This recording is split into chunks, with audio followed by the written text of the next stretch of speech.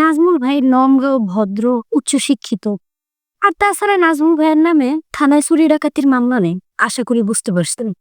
আরে পিঙ্কি, আমার নামে মামলা করছে আব্দুর রশিদ চেয়ারম্যান, মানে তোমার আব্বা। মিথ্যা মামলা আমার ষড়যন্ত্র করে ফাঁসাইছে। ও আচ্ছা, তো জিকো ভাই, আপনার নামে কয়টা মামলা আছে? এই 7-8টা হইব। এই কারণেই তো সবাই আমার এত ভয় পায়।